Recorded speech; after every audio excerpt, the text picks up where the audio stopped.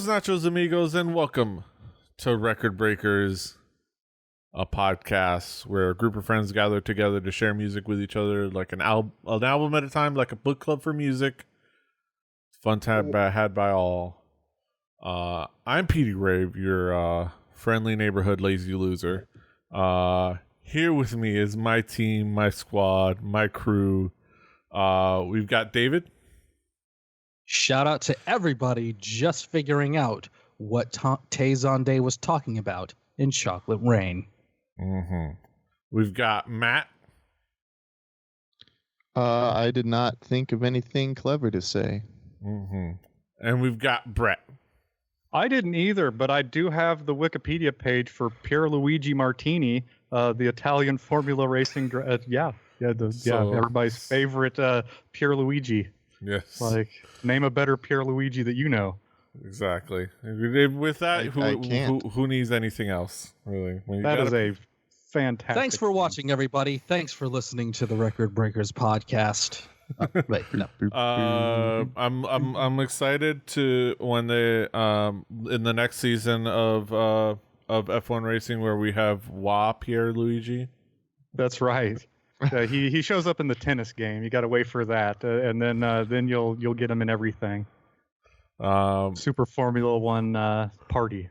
But in the meantime, while we wait for Pierluigi and Wario Andretti, Yep. we have a music podcast to do where we're talking about an album, and the provider of the album is me. I've got an album. Petey Rave, everybody. Yeah. I've got an album from a Japanese singer-songwriter, guitarist, prodigy, talented musician by the name of Rei, R-E-I. And her self-titled, I think so far only full-length studio album. Well, she normally just has like mini albums and EPs and things like that. But her so far only full-length studio album, and self-titled, Rei. I mean, before we get into the music, I would say the big thing that I bring into this is the fact that, like I said last week, she showed up at Japan Nite with her acoustic guitar plugged into electric. Just herself and that guitar just blew the minds of everyone there, and killed it and played some great like licks. And she's a super talented guitarist, according to the Generasia article, because she does not have a Wikipedia, unfortunately. She started classic guitar at the age of 4 and became fascinated with blues music at age 5. So she's been playing guitar a long time. She now is 26. She was, I guess, 24 at the age when this album came out. So she's young, she's talented, and this is some good music. Let's talk about expectations from you guys. I'll start. Brett, what were your expectations coming into this album? Well, I listened to this album once. I'm pretty sure that you'd shared some videos of this in the past, because I was somewhat familiar with at least what I was getting into, and you described this to us before, so I kind of figured. But when I was pulling up the album, I did see that there was more videos, and there was a TED video. So I was like, oh, well, okay. This is a known quantity, but like honestly, this was outside. Like as you said, there's no Wikipedia page or anything like that. So like I don't know how I would have found this out without you. So this is fairly fresh. Yes, the fact that we could fairly find out about her is probably the biggest sign that she is signed to a major label in Japan. David. It didn't help that she shares the name with a major sporting goods chain in the U.S. and a legendary and legendary now deceased, unfortunately, Hong Kong professional wrestler. David, what were your expectations coming into this album? My expectations were not what I got. From what Petey was describing and how he described Rei's performance, and was really making the point of her gifts as a guitarist, I was expecting something, dare I say, almost in the vein of a young Shredder of sorts, not a Rokusaki. You dorks! Sorry, God you damn it, dorks! You called me out. I was going there. God. But maybe more along the lines of, say, a very young guitarist, maybe in the shades of Joe Satriani, because Petey was really making the point of her skills as a guitarist.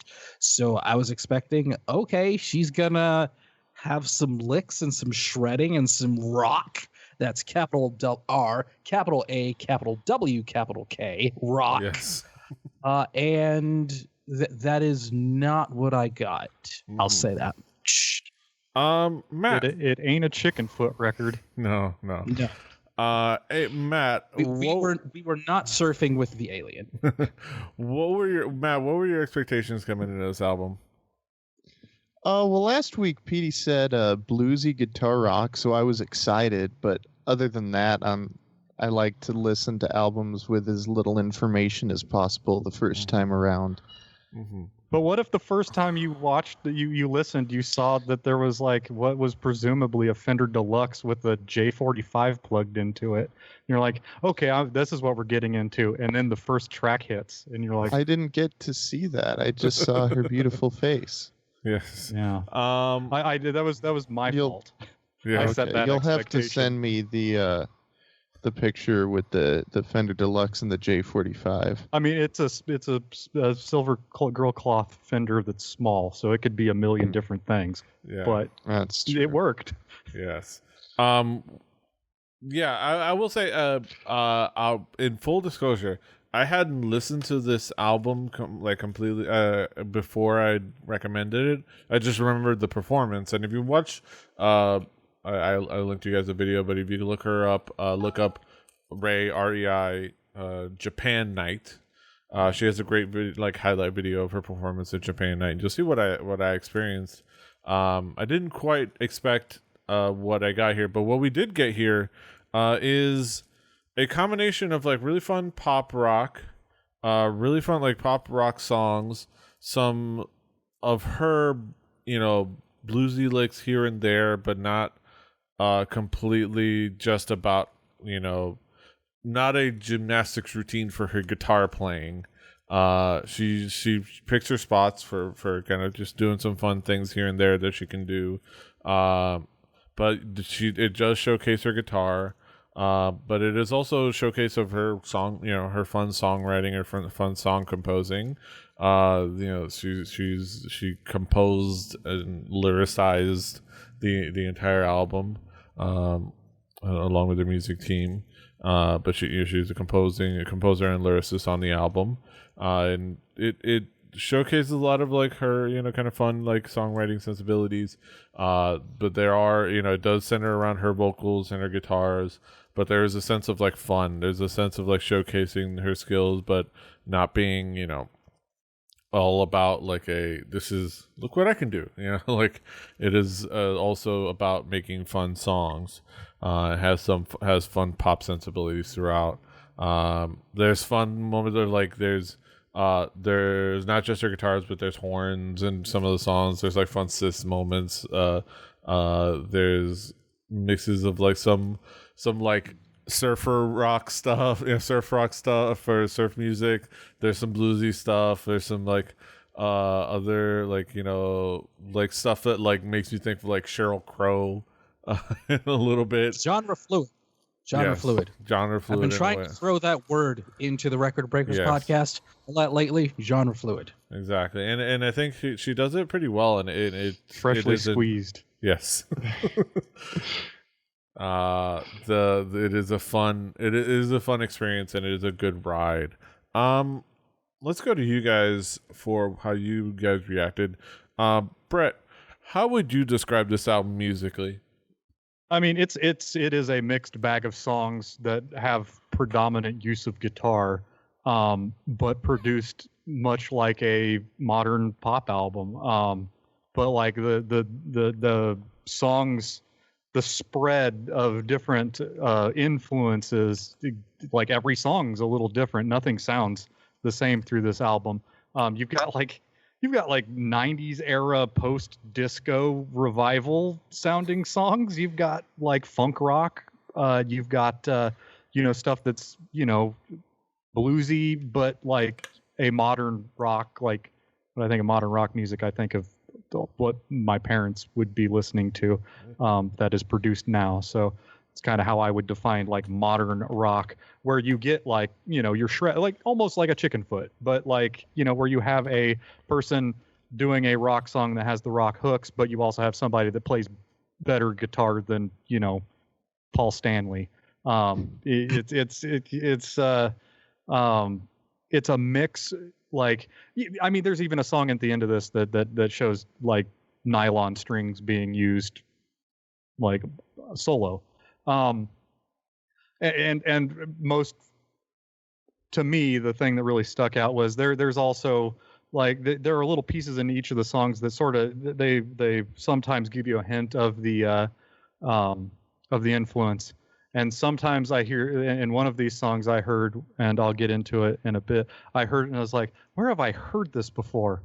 And my brain stretched back to Beavis and Butthead when I was about the 5th grade. And I was like, oh, that's what's going on. Okay. But yeah, there's tons of influence here. It's yes, there's some flute.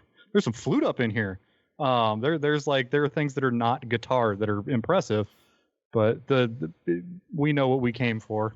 It is on display. It's mixed up. It's front and center.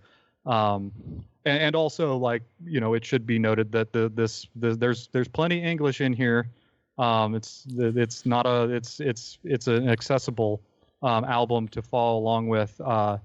Like it is popular music that does not, like, if I was just half listening to a song, like I wouldn't, it's very, very, it's very consumable for being a product that is international. Mm-hmm. David, how would you describe this album musically?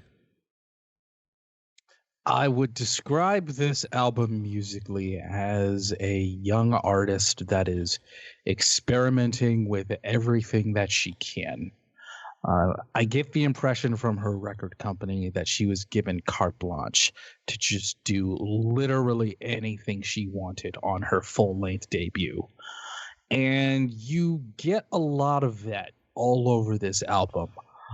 It is directionless, but with direction. It shows that she can do anything. I think that's the idea. The idea is Rei is this super talented musical artist that can do literally anything. And she goes for it all over this album while still playing some really good guitar. She's definitely signed to a major record label because this album is impeccably produced and mixed. Impeccably. Yes. Everything is crystal clear. So big marks for that.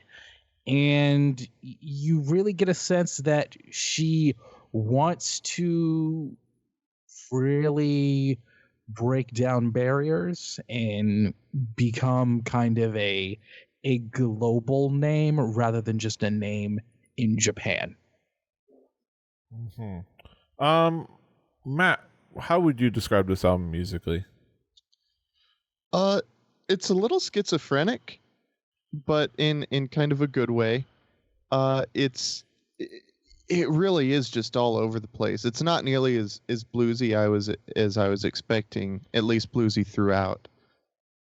But, it is a really good guitar playing. It definitely strikes me as the kind of album that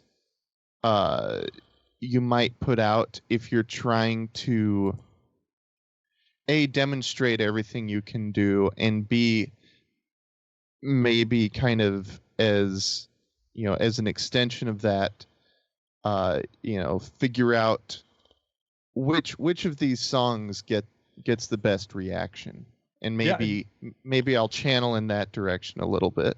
Yeah, I almost put in my notes that this was like a resume. Like this was you Yes. throw that out. I can do It's these. a portfolio. Yes, sorry, yes. Like what would I know no, what that exactly. word means? It's a flash. It's a flash page. Yeah. Yeah. Exactly. Like I definitely had the thought, like, I can see my first album, my first solo album being along these lines in that sort of way. Like, well, especially because I do a lot of live playing. It's like, well, let me give you one CD and you tell me what you want to hear at this live event. Matt will hand you your CDs because I've got both types of music, country and western. Right? Yeah.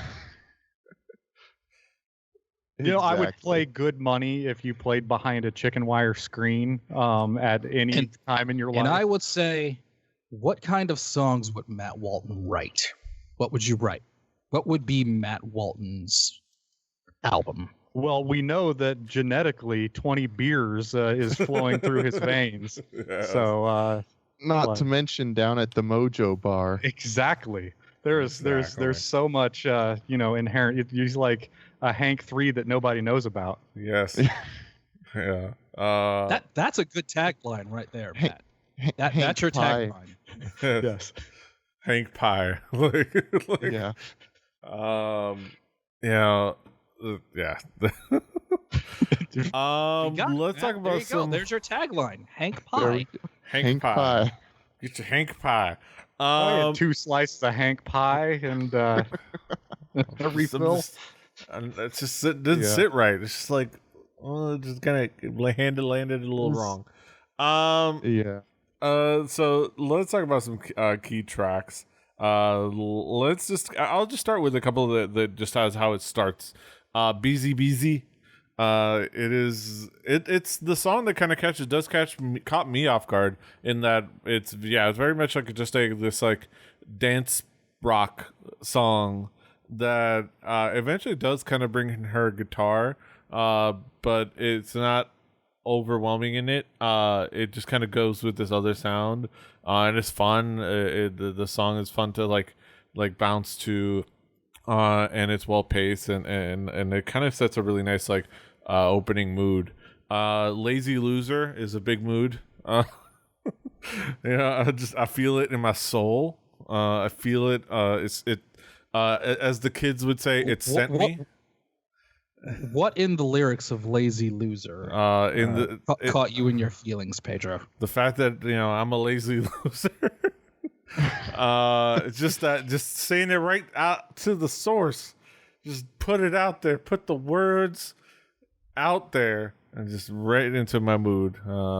It sent me, as the kids would say.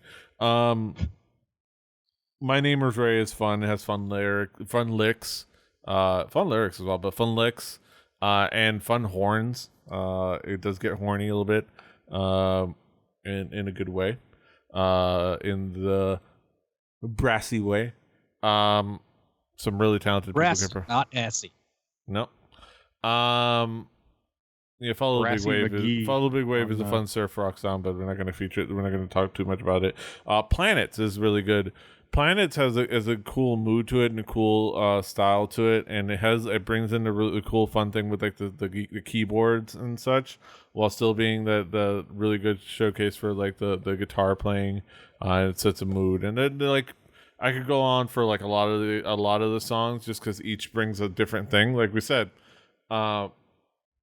it goes all over the place. So each of them has like its own thing that it's bringing to the table that nothing else in the album is bringing to the table. So you could go on and on about every single song, just about what is unique about it. But I would say, it starts off well and then keeps going. But not to go on and talk about the entire album myself. I'll stop there. Brett, what would be some of the key tracks for you? Okay, so I did kind of like this was one of those where I wrote down a track name and then I wrote down like what was my takeaway from this one. So I did that for a while, and then I had all of them, and then I had to cull my list. But because there's definitely something on every Petey's song. thing. That I think that was Drew's thing, but it was Petey's thing first. But that's London Calling was a long album. Yes. But BZBZ, all I could think of was the Mega Man 2 Flashman stage. There's like I had a lot of things that tickled the back of my brain, and I was like, oh, Mega Man. I had to go through my levels to remember that, but there are plenty of people, and Mega Man 2 music was inspired by real music too. But it's just that sound. And also, I didn't mention this. That there's not just solo licks on here. There's some rhythm stuff that's going on. So like in a lot of the songs, where the flashiness is not necessarily in the lead. It's in the rhythm. Lazy Loser is a highly produced poppy song. Like that is the very, very tight consumable song. Planets. This is a Red Hot Chili Peppers on the front end, and the guitar solo on the back end is Boodle Deedly Doo. And funk rock, I'm down. But like, then it made me think, what would it sound like if anybody else was singing for Red Hot Chili Peppers? And I kind of wish that we could have had Chris Cornell just show up and do what he did. Like, who wants a front man? So Chris Cornell Dreamin'. makes pretty much everything better. Yeah, and it sucks that we're all out of them. But Dreamin'. Breathy vocals with chorus, the reverse guitar effect, that like reverb, like the springs getting rattled a little bit noise, making it kind of sound like a cello, but an unsettling one. Clara, I listened to this song for a second, and I wanted to sing "I Kissed a Girl," and then What did you like it? A Harry Behemoth came to mind, and I had to go find old Beavis and Butthead episodes. Yes. It has a flute. There are a few songs where you can have I'm a female singer songwriter playing my strum song, but the flute, and you're going above and beyond. Like I couldn't find a flute to play with me if I wanted to. Like, Chinky. I don't run in those circles anymore. A flute is a nice addition. Do you know a flute? Do you know a flautist? Yeah. My brother plays the Irish flute. So he's an Irish flautist. Not the full keyed flute. I mean, I know I could find one in like 2 phone calls. Yes. Well, kind of like me and cocaine. Hey, exactly. I mean, yes. The reflection. Get your Spice Girl shoes out. We got some post-disco revival. And there is nothing wrong. Like with Spice Girls, I agree. Disco revival was never disco. It was its own thing. But everybody's like, oh, it's got the beat. And it's pop, but no, it doesn't have quite the disco ball lights scattering and the cocaine that's one phone call away. Yes. That you had with disco. But yeah, there are so many. That's what they were talking about when you spice up your life. That's yes. They weren't I've been talking about Lowry's. I've been watching a lot of Ginger Spice's husband, who is a team principal of a Formula One team lately, and Daisy calls him Mr. Spice, and Christian Horner, I'm sorry, but yes, that's what you're dealing with, race car. That's the second Formula One thing. I'm Spice sorry. Girl, ain't nothing to be sorry about for him. No, but it's being married to a Spice Girl puts you in a level of the British level of, oh, they're those kind of people. He married a Spice Girl. Yes. David, what would be some of the key tracks for you? Track 3, My Name is Rei. I wrote in my notes that this is the best and worst song on the album. It's a fun little rock song. You can swing. It's got a beat, and you can jump up and down, and it's fun for the kids. But throughout the course of the album, it really came back to me, the hook on this song, where she said, "My name is Rei, and I've got a lot to say." No, you don't. No, you don't. Planets. Yeah, it's a Red Hot Chili Pepper song, and this was probably more than I've enjoyed most Red Hot Chili Pepper songs. So that's a check plus. Melody Maker almost got a little Pro Toolsy for me. It felt a bit cut and pasty, but it seemed arranged well enough to where it was still a song and not just cut and paste by Pro Tools. Also, Arabic Yamato. That one didn't really do it for me. It was a little dry, but it was near the end of the album, so I was kind of feeling like, all right, we're near the end. I could put my coat on and say that I was here and I enjoyed my stay more or less. Mm-hmm. Matt, what would be some of the key tracks for you?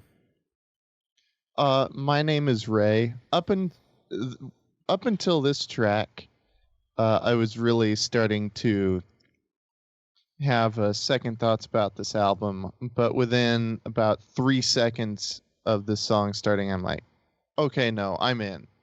Like, I am really excited to see what the rest of this album has to offer.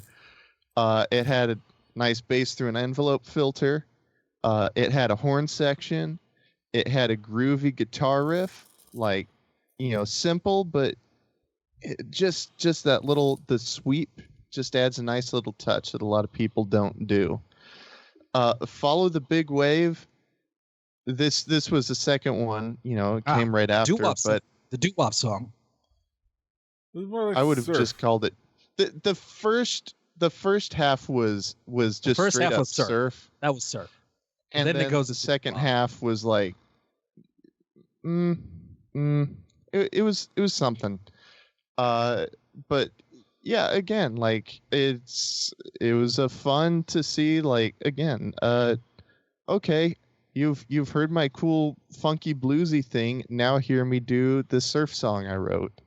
I wasn't crazy about the drum sound though.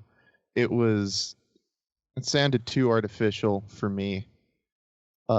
Clara, Brett, I'm surprised you didn't mention, it sounded like a mandolin to me. I couldn't tell for certain. I didn't see a mandolin on the credits. Yeah, I didn't either. It definitely sounded like a mandolin. A set of paired strings in some way. And it was high-pitched enough, and yeah. Like, I guess high-pitched, double-tracked on an arch top. I guess that's basically like a mandolin. I don't know. I don't know how. It sounds a lot like that capo had to be up high if that was a. Yeah, I'm gonna say it was a mandolin. Yeah. Who knows? Somebody knows, not player. Me. Yeah. It's, especially if you tune it to a guitar, like the tension won't be quite right, but like you can get away with it. It's fine. And then Before Sunrise, just because at the end of this weird musical journey, I'm like, is this a classical piece? Okay. Yeah. That's cool. It's nice. Huh. Wasn't squeaky. Yeah. Didn't have the things that I do when I give it a nylon string guitar. Right. It's one of those things was like, hey, that was her showing. If it's all like, look what I can do. This is my bluesy rig. This is my surf track. All right. Hey, did you know I started good classical guitar when I was 4? Yeah. Here, let me show you. This again, going back to, if this were on my album, this track is hey, don't forget I can play at your wedding. Yes. I can play when it's quiet. Yeah. I mean, I imagine that if she has a major label backing her, she's not, trying to play weddings, but that is still the kind of the vibe I get from this album. Yeah, she's there. I did say that this is not just a gymnastics routine for her skills, but there's a lot of look at what I can do. There's a lot of look at what I can do on this album. But there's still a lot of fun as far as like just making fun songs at the same time as well. So I think it doesn't feel shoehorned. It like the things in the songs are there for a reason. Like, you got to put a solo. If you can do that when you're doing a solo, like, why not, kind of thing. So, and it's also this kind of goes into conclusion, but it's well laid out too. Yeah. Let's talk about your conclusive thoughts. Let's bring it back around the horn. Brett, how would you conclude? What would be your conclusion at the end of the day? I mean, this is a grab bag, and I was impressed in a lot of places with like how cleanly this album was put together. How every chance where there could be a squeak or a dead note, like there were none. It didn't really get its hooks into me. It really just made me watch a bunch of old Beavis and Butthead, the music video parts, and that's I've had albums that have done a whole lot less. I'll tell you that much. This is definitely a good first taste, because I'm curious what comes after this when there's a little bit more direction, or if, let's say, like there's an exact style that's being pinned down. Because when you're a musical Swiss Army knife and you don't have that specialization, sometimes it's just, I don't know where it's going to go, which, luckily she's young. There's going to be more music. Yeah. So I'll be there to listen to it. She sort of has a whole other album, a 7-track album called Seven. I mean, the skill is there. Like, it's undeniable that she knows what she's doing with a guitar. Like, it's, but there are, also tons of people out there that can do all kinds of things with a guitar. It's the can she continue to do this, and can she continue to write her own music, which is something that I respect a little bit more than performing other people's work, even though I've done nothing but perform other people's work in my life. But yeah, it's definitely worth a listen. Didn't rock my world, but like it gives me hope for the future. Mm-hmm. David, how would you conclude on this album? I would rate this a chicken nuggets combo meal. It is not a 5-star 5-course meal with dessert, but it is a solid chicken nuggets with combo from your favorite restaurant of choice. I think that there is a lot of things here that one could look forward to. Like Brett said, I think when Rei figures out if she wants to go in a specific musical direction, the sky is the limit for her. This album was still just a little bit all over the place for me. It was not quite, I won't go so far as to say it was schizophrenic, but I will say that it was being a resume is a good way to put it, in that she was definitely trying to show that she can do anything and play anything, and I believe her. I do believe her. I want to see when she decides to have a direction as a composer and as a songwriter, what she's capable of. We know she can play guitar. What else can she do? Mm-hmm. Matt, how would you conclude on this album? This album kind of left me with more questions than answers, but I did enjoy it. Like I said, it really Not has quite a like good Iron flow to the Butterfly did tracks. to us. I mean, I'm still on the hunt for Luke. Hashtag find Luke. That's right. Please join the search. Cold call old rockers with me. Yes. Send all tips to @imridicw and I will forward them to Brett. This album, it had a good flow to the tracks, which I think is pretty impressive given the range of styles she goes through. Like, I can't think of any moment when I was jarred from, say, going from classical to, indie rock or whatever. It all, all the transitions were reasonable. Yeah, it fit like a set list. Exactly. Yes.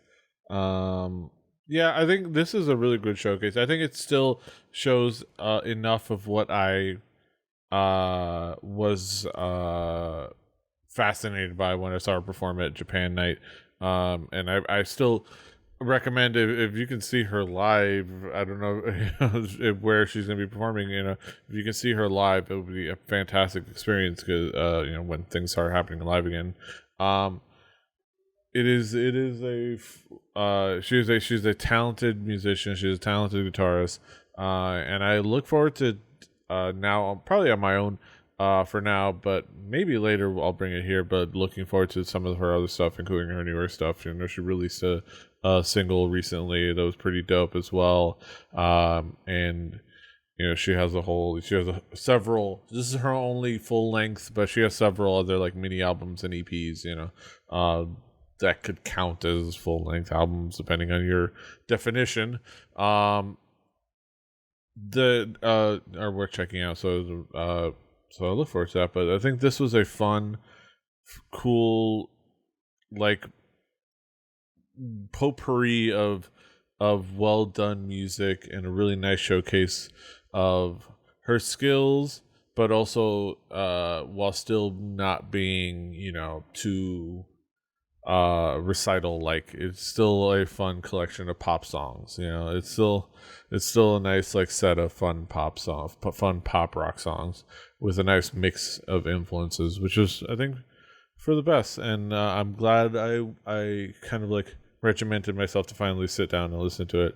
And I once again thank our good buddy Roberto Villegas for motivating me to check out Japan Nite every time I can when I go to South by Southwest, because if you can go to South by Southwest and you can go to Japan Nite, it's worth the time. You don't have to get no badge. Badges are for expensing when you're in the music industry. You don't need no badges. Mm-hmm. No stinking badges? No, you don't need no stinking badges. Unless you want to be a then Yeah. And trust me, it never gets full enough to not be able to get in general admission. I love Japan Nite, but it's not that big of a show. But it's a fun, intimate experience, and there's still a bunch of really great people that go there to enjoy some really great music, and you get some really cool, fun experiences once everything starts happening normal again. What with the Backstreet Boys reunion tour, as we steal a bit from the Game Grumps. As I steal them because I love stealing bits. So go check that out. But yeah, those are our thoughts on Rei. Now we get to Rei. Everybody loves Rei. Now we get to the main event of the evening. We get to our haiku reviews, the moment we've all been waiting for, where we sum it all up in poetic form. The old 575. It's a fun time had by all. Let's get down to the nitty gritty. Haiku numero uno. Brett, what is your haiku? A true Petey pick, displaying technical skill. Solid mix album. Mm-hmm. David, what is your haiku? She can play guitar. Throws everything at the wall. What sticks? Not that much. Mm-hmm. Matt, what is your haiku? All over the place, but I mean in a good way. Impressive playing. Mm-hmm. My haiku: a girl, her guitar, and her team make fun pop rock. A hoppin' good time.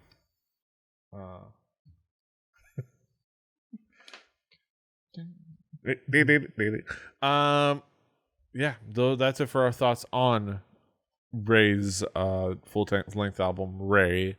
You can of course find this on our Spotify playlist. Play Record Breakers the home game. Do your due diligence and your due diligence. You can find the link. I was forget to mention it, but you can find the link in the show notes on our website or on most of your podcast aggregators that take the full episode notes. They also have the link. But you can find it on our website on recordbreakerspodcast.com on the episode. Any episode link will have the Spotify playlist link there. So you can follow the playlist, and you can be caught up and do your due diligence and your due diligence, do your homework. on that Spotify playlist will be next week's record. As I try to remember what the order is, it's David. David, what do you have for us next week? I have an album featuring an artist that I've bought on the podcast before. Daniel Tompkins, frontman of British metal band Tesseract. This is another project of his from 2017. It is titled Zeta. I think that it's not metal. I think that we're going to be heading into the distant cyberpunk future of the year 2000, folks. So strap in for Zeta from 2017. Okay. Cyberpunk future. We're gonna get a Johnny Silverhand album. Or A little bit. I used to listen to I have thought about Zeta. bringing a Keanu album before, so I didn't realize there was together. such a thing, so Oh my God! take that for what you will. Yeah. Hang on to your shorts. Yes. If Billy Bob Thornton can have a band, anybody's allowed. If Billy Bob Thornton can have a band, the question is, should Billy Bob Thornton have a band? Some people call it a Kaiser Blade. But yeah, look forward to that next week. But that'll be next week, and this is this week. And you can of course find us all over the internet. Brett is at HibbityBirbird, HIBBITYBIBBRD. Matt is at Emeritic W. David is at Call Me DJM. I'm at PD Rave. The show's at 4 Record Breakers. That's the number 4 Record Breakers. RecordBreakersPodcast.com. RecordBreakersPodcast@gmail.com is the email. Rebelli.net for this and other shows. Rebelli TV on YouTube and on Twitch. We stream the recordings of the episodes, so you can be ahead of everybody else that is just looking at the podcast feed. So you can like cheat, like, yo, you don't even know what they're gonna talk about next week. I'm like ahead, I'm streets ahead. You can of course check us out there. I also gonna do some streaming. I'm doing some streaming on that channel. We might do some co-streaming as well with some of the people here and other people that are our friends. I know Brett and I we're going to start getting into some Astroneer on a weekly basis. So look forward to that. Some PD Breton space junk, as we like to call it, or as I like to call it. It's a good time, but we might do some other streams as well. But check that out. Follow us there. Find us where you find podcasts on Apple Podcasts, Google Podcasts, Spotify, SoundCloud, Pocket Casts, all the other places. Like, share, subscribe, hit the bell, smack the walrus, spank the monkey, do all the things. Shave the weasel. Until next time, hasta los huevos. Toodaloo. Rebelli Podcast, baby. Toodaloo. Hashtag find Luke.